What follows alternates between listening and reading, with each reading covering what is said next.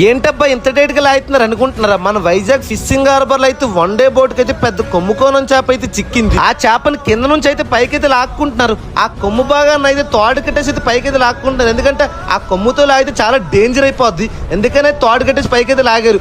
పెద్ద పెద్దగా చేపలు అయితే ఇలాగే కట్టాలి. తోడలు అయితే చూడండి పైకైతే ఫైనల్ గా వచ్చేసింది. ఈ చేప బరువు వచ్చేసి 130 నుంచి 150 కేజీలు ఈజీగా ఉంటది.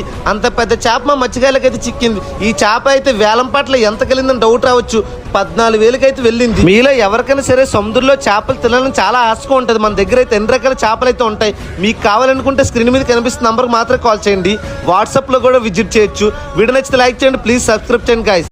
ఏంటబ్బా ఇంత డేట్ గా లాగుతున్నారు అనుకుంటున్నారా? మన వైజాగ్ ఫిషింగ్ హార్బర్ లో అయితే వన్ డే బోట్ కి అయితే పెద్ద కొమ్ముకోనం చేప అయితే చిక్కింది. ఆ చేపని కింద నుంచి అయితే పైకి అయితే లాక్కుంటున్నారు. ఆ కొమ్ము భాగాన్ని అయితే తోడు కట్టేసి అయితే పైకి అయితే లాక్కుంటున్నారు. ఎందుకంటే ఆ కొమ్ముతో లాగితే చాలా డేంజర్ అయిపోద్ది.